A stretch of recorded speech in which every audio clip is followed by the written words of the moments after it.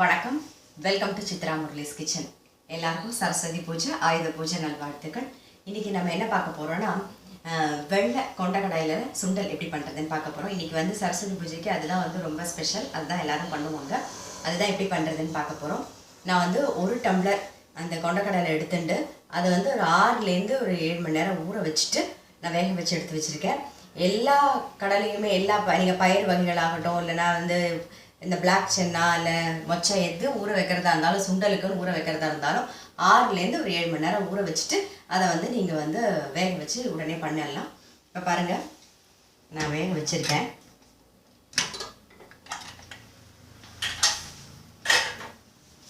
பாருங்கள், நல்லா தனித்தனியாக நல்லா அழகாக வந்திருக்கு பாருங்கள். இப்போ நான் கடாயை அடுப்பில் வச்சுருக்கேன். அதில் வந்து ஒரு சொட்டு எண்ணெய் விட்டுக்கிறேன். இதுக்கு வறுத்துக்கிறதுக்கு என்னென்ன வேணுங்கிறத சொல்கிறேன் நான்.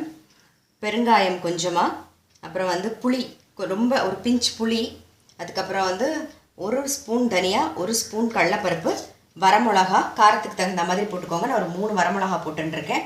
அப்புறம் வந்து தேங்காய். இவ்வளோதான் இப்போ வறுத்துக்க போகிறோம் நாம்.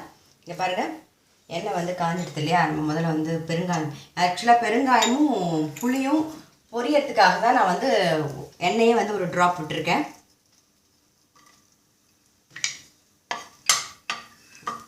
இது புளியும் பெருங்காயமும் பொரிஞ்செடுத்து நான் வந்து தனியா சேர்த்துக்கிறேன். அப்புறம் கடலைப்பருப்பு. இப்போ வந்து வரமிளகா சேர்த்துக்கலாம். ஆக்சுவலாக வரமிளகா வந்து காம்பு ஆயலாமான்னு கேட்டிருந்தீங்க. நம்ம உடனே பண்ணுறதுக்கு வந்து காம்பு ஆயணும்னு அவசியம் கிடையாது. வறுத்த உடனே பொடி பண்ணிடலாம். இப்போ 2 மாதம் 3 மாதம் நீங்கள் ஸ்டோர் பண்ணி வச்சுக்கிறதுக்கு நீங்கள் வந்து காம்பு ஆஞ்சிட்டு தான் வந்து வரமிளகா யூஸ் பண்ணணும். இல்லைன்னா வந்து வண்டு வந்துடும். அதுக்காக தான் நம்ம வந்து காம்பு ஆயிரும். இப்போ இதுக்கு நம்ம காம்பு ஆய வேண்டாம். இப்போ கொஞ்சம் தேங்காய் சேர்த்துக்கலாம். நம்ம தேங்காய்க்கு வந்து அளவெல்லாம் கிடையாது. இது வந்து நம்ம டேஸ்ட்டுக்காக சேர்க்கறது. நம்ம எவ்வளோ தேங்காய் நமக்கு பிடிக்கணும்னா நிறையவே சேர்த்துக்கலாம். அந்த டிஷ்ஷும் வந்து ரொம்ப டேஸ்ட்டாகவே இருக்கும். இப்போ நான் அதில் வந்து ஒரு 4 ஸ்பூன் மேலே சேர்த்துருப்பேன் தேங்காய். இப்போ வேணும்னா அந்த மாதிரி பார்த்து சேர்த்துக்கலாம். பாருங்க, தேங்காய் வந்து ரொம்ப செவக்க வறுக்கணும்னு அவசியம் கிடையாது. அந்த தண்ணி போயிடும் இல்லையா, அந்த அளவுக்கு வறுத்தா போதும். வாசனை வர அளவுக்கு கொஞ்சம் ட்ரையாக ஆகிற அளவுக்கு வறுத்தா போதும். பாருங்க, நம்ம வந்து இதை ஆறுனதுக்கப்புறம் அரைச்சி எடுத்துடலாம். பாருங்க, இது நல்லா ஆறி எடுத்து இப்போ வந்து நம்ம இதை அரைச்சி எடுத்துன்னு வந்துடலாம். அடுப்பில் ஒரு கடாய் வச்சுட்டு 1 ஸ்பூன் எண்ணெய் விட்டுக்கோங்க, தாளிக்கிற அளவுக்கு. அதே மாதிரி இந்த மாதிரி வறுத்து தான் பண்ணணும்னு கிடையாது. நம்ம வந்து கொண்டக்கடலை வந்து சும்மா சாதாரணமாக வேக வச்சு எடுத்து வச்சுட்டு உப்பு போட்டு கொஞ்சம் வேக வச்சுக்கோங்க.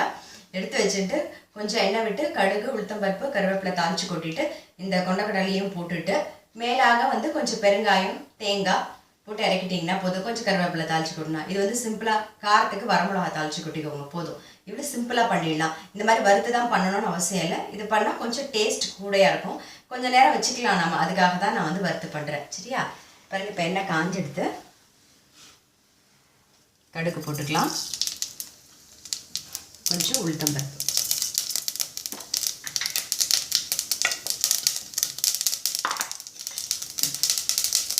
கொஞ்சம் கருவேப்பிலை சேர்க்குறேன்.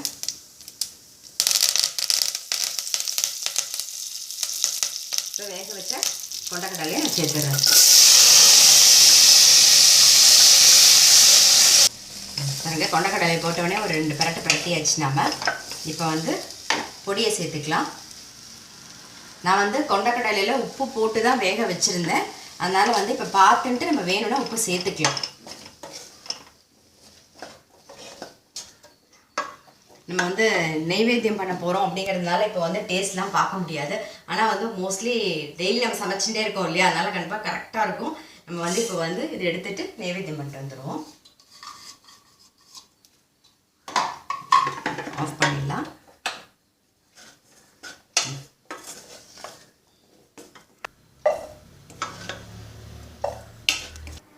இப்போ நம்ம வந்து சுண்டல் நெய்வேத்தியம் பண்ணி எடுத்துகிட்டு வந்துடுவோம்.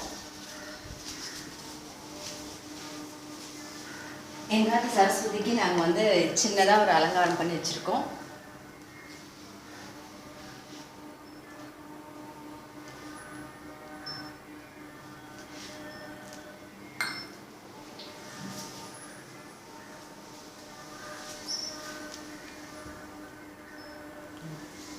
சிம்பிளாக சின்னதாக தான் கொலு வைக்க முடிஞ்சிருந்தாலும் நான் சின்னதாக தான் வச்சுருக்கேன். ரொம்ப சின்ன படிக்கட்டில் பாருங்கள். அதுக்கு தகுந்த பொம்மைகள் மட்டும் இருக்கும்.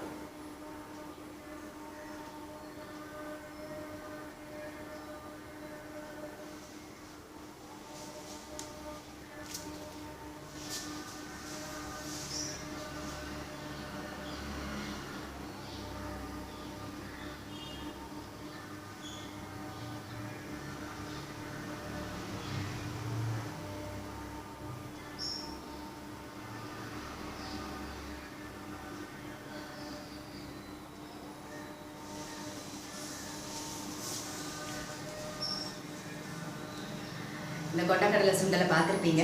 நீங்களும் உங்கள் வீட்டில் ட்ரை பண்ணி பாருங்கள். ட்ரை பண்ணி பார்த்துட்டு உங்கள் லைக்ஸும் கமெண்ட்ஸும் உங்களுக்கு போஸ்ட் பண்ணுங்கள். எங்கள் சேனலை கண்டிப்பாக சப்ஸ்கிரைப் பண்ணி வச்சுக்கோங்க. அது மட்டும் இல்லை உங்கள் ஃப்ரெண்ட்ஸ்க்கும் ஷேர் பண்ணுங்கள். நான் இன்னொரு ரெசிபியோடு சந்திக்கிறேன். உங்கள் எல்லாருக்குமே சரஸ்வதி பூஜை, ஆயுத பூஜை நல்வாழ்த்துக்கள்.